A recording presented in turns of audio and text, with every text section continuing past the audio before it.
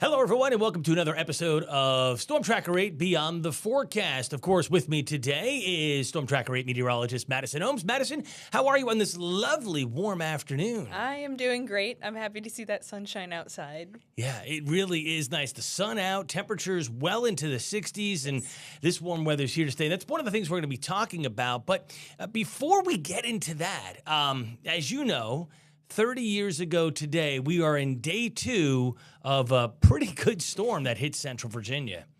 Yes, we were seeing, the blizzard of 1996. So that is in the midst, like you said, the midst of the 30th anniversary. Yep. And this was a pretty significant snowfall, if I'm not mistaken, when it happened. You look at the map there, and I know it's kind of tough to read, but the purple that's kind of over Central Virginia, that's anywhere from 12 to about 18 inches of snow. The white closer to the coast is about 6 to 12 or 8 to 12, and then the green that's just back to the west is anywhere from 18 to 24. So really the majority of Central Virginia picking up as much as 1 foot to 2 feet of snow. Then you get into the northwestern mountains of the Shenandoah Valley, some places nearly 3 feet of snow. This, as I mentioned, was day 2 in the anniversary. It was a 3-day storm. Started on a Saturday, all day Sunday, and then kind of lingered into Monday. And not only hitting us, but hitting places like D.C., Baltimore, Philly, New York City. It was a crippling blizzard up and down the East Coast. And obviously, we saw some pretty interesting stuff. And just to kind of bring this up to you, and you've met him through Zoom, because we've had a couple of Zooms, but we did have John Bernier, of course, chief meteorologist here for 40 years, and I had the pleasure of working with him back when it was the 25th anniversary. He wrote a little article, which is on our website, which you can go ahead and read. You can actually search for it, and we'll put it in the comments so you can see the actual link. But he kind of talked about the setup, the development, and how this was. The interesting point of all of this, Madison, this was the last time a true blizzard warning was issued for Central Virginia. Now, that's impressive. We have seen other snowfalls, and I'd imagine even more impressive snowfalls than a few that we've seen this season, but just none necessarily reaching those totals or actual blizzard conditions with the winds that are required for it. Okay. Yeah, so the blizzard, as you know, and for those that don't know, really doesn't have so much to do with the amount of snow. It has to do with the fact that you have winds at 35 miles per hour or greater for 4 hours in the storm, and visibilities during the storm for that same 4-hour period must be less than a quarter of a mile. There used to be a thing about the amount of snow you could get, and there also used to be a thing that the temperatures had to be below 10 degrees Fahrenheit, and that was really set up for places like the Dakotas. All of that has been dropped. It's really about visibility and winds. So, pretty interesting stuff. Yeah, different classifications for different types of storms, and you may have a major event, but it just may not have that exact classification, just like we have white Christmases, but you need to meet those certain classifications to be considered a white Christmas. Right, which you said you didn't know the exact definition of, and really, unless you deal with it time and time again, white Christmas means that there must be at least 1 inch of snow on the ground at 7 a.m. at the local observation, which for us is the Richmond International Airport. So, yeah, pretty wild stuff. All right, so enough about the blizzard. Cool stuff. And many people were commenting yesterday about they remember being in school being shut down for weeks, not being able to get to their jobs because, as you've seen here, just in the smaller storms we had in December, VDOT does a great job on the major roads, and they get to the secondary, then they get to the neighborhood streets. Well, when you have 1 to 2 feet of snow, that job is a lot harder. Absolutely. And growing up in Chicago, we weren't strangers to snow. My mom was just mentioning the blizzard of 1979 that they experienced out there, and it was all hands on deck. Everybody in the neighborhoods and communities trying to help each other. So I'm sure when we see blizzard conditions here, it's the same thing. But the community's a little bit changed for the time being until we can get a handle on the snow. That's exactly right, for sure. All right, let's talk about what's coming our way. And so we have, I'll change up the graphics here just to kind of bring it up. One front rolled through early this morning. We didn't see any weather with it. Didn't bring any clouds or any rain. But what it's going to do is going to give us a slightly chillier night tonight and even maybe a slightly cooler day tomorrow. But look, we're talking a couple of degrees, nothing crazy.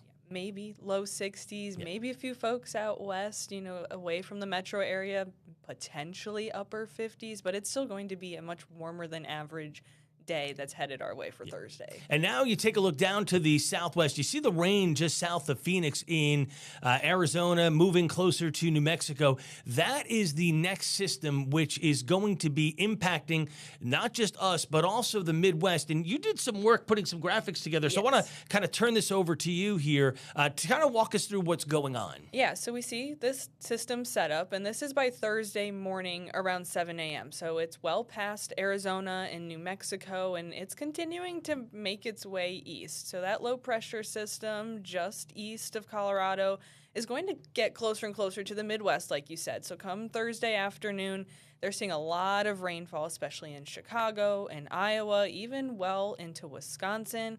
And that's just north of that warm front that we're seeing, but also ahead of that cold front is going to be some of those lines of showers as well. So this system's going to keep on moving throughout Thursday, and this is going to be Thursday night heading into those early hours on Friday. This is Friday at 12:55, so almost 1 a.m.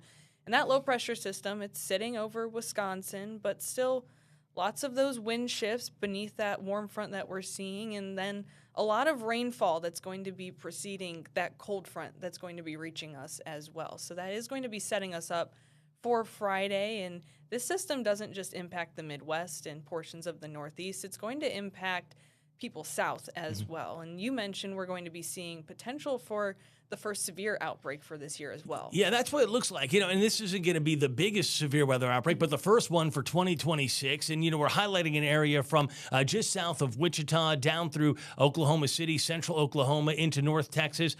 Some isolated to possibly severe strong storms might have some, good thunderstorms that produce some damaging winds.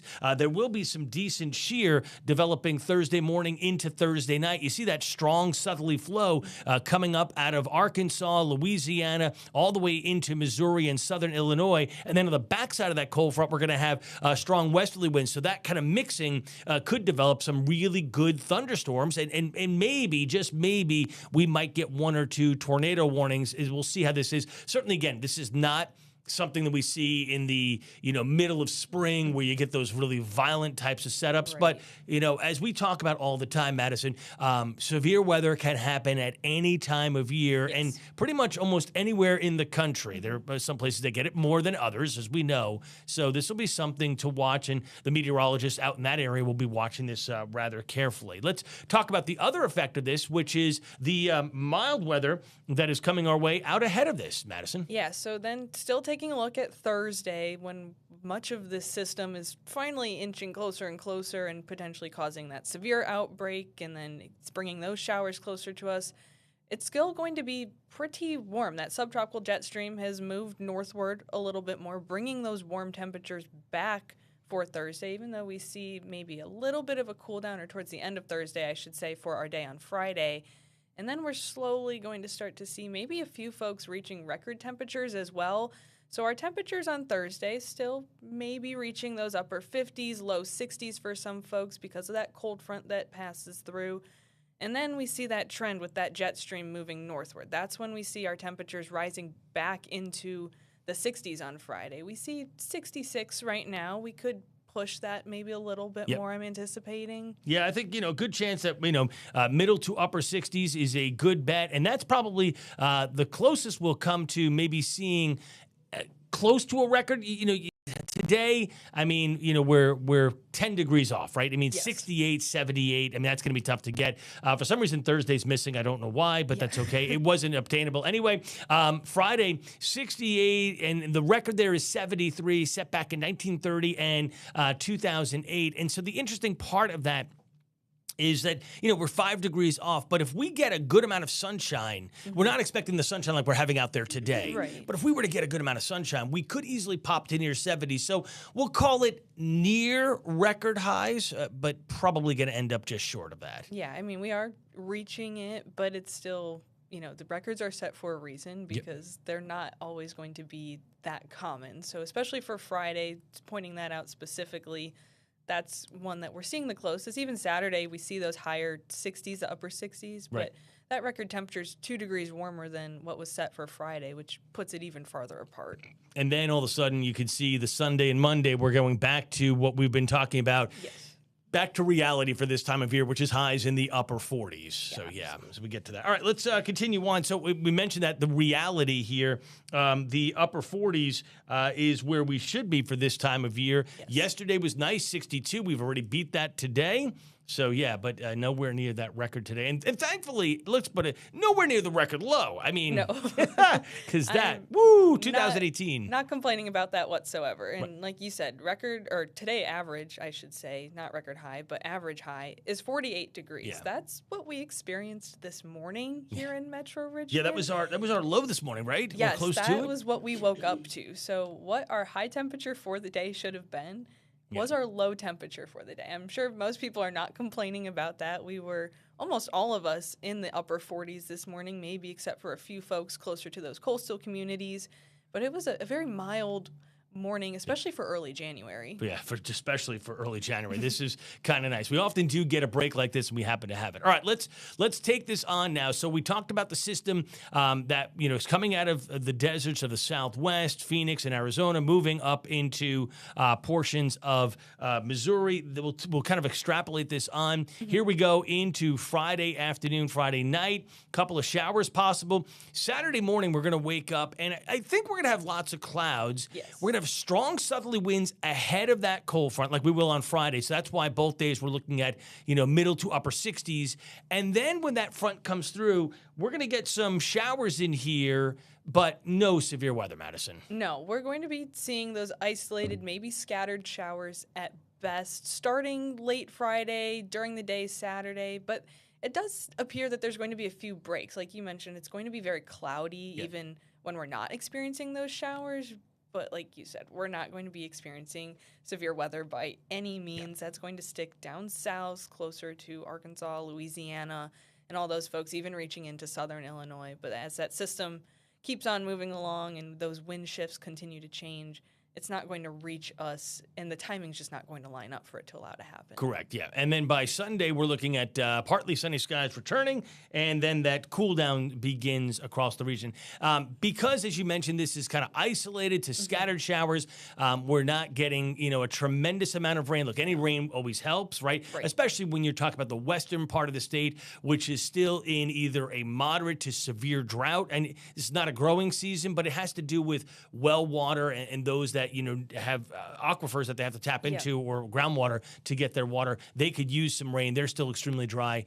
But a quarter of an inch really looks to be at best. Maybe some places might get up to a half inch. Again, decent rain, not a soaker by any means. No, and it's, maybe a gloomy day, but it's not going to be a washout or a damper of a day. I think you just keep those umbrellas on hand, maybe some rain gear as well, and maybe just try to plan your day accordingly, even though it's not going to be, like you said, a soaker by any means. For sure. Let's go to the entire 8-day forecast. Again, we are looking at, I'll bring this up full so everybody can see it, mild to obviously today, tomorrow, even though 59 seems like it's a lot cooler, it's still 10, 11 degrees above where we should be. Yes. And then we're in the upper 60s. We get a Friday and Saturday. Sunday, obviously, going to be cooler, breezy, lower to mid 50s. And then we're back to normal there, talking about the upper 40s to near 50 as we go into Monday, Tuesday, and Wednesday. And we'll have to see if at some point in time, as we get closer to the end of January, whether that other shoe drops and we go back into that deep freeze. Some signs show yes. Others are kind of saying, well, maybe. So we're watching that. Yeah, for sure. One thing we want to talk about, you made this graphic here. I think it's a great thing. How are people enjoying this weather? I know. When I'm done today, or maybe even stepping outside this afternoon just to get a little bit of a dose of sun, it's beautiful outside. We're in the upper 60s, pushing 70 in some portions of central Virginia. And that sun's hanging around all day before that rain is leading up to us for this weekend. So if you guys have any plans after school, after work for this evening, I'm sure it's a great night to go grilling as well. Yeah, it's a great idea. I mean, grilling in this weather is fantastic, Just drop it in the comments. Let us know what's going on, and we'll interact with you. And as we develop this show, we are going to bring in live interactivity, and we'll do questions live on air with you all. But we're just kind of getting, as we say, our feet wet with this new show, Beyond the Forecast. And I think it's going pretty well, actually. I'm having so much fun with it. I think it allows us to be more creative, but we also get to dive into other systems that may not always be affecting us here at home, but it's still something to make note of and see how everything progresses. And that's what you and I and Tyler, we all talked about, even Jessica as well. You know, we get 2.5 minutes to do our weathercast in a show. We could only really touch on so much, and sometimes it's kind of a brief overview, and how it's going to affect us is really what's important. Where this, we have that chance to do that deeper dive. Yes. Yeah. Anyway, Madison, thank you so much for joining us once again, and hope you enjoy the afternoon in this beautiful weather. Enjoy, everyone.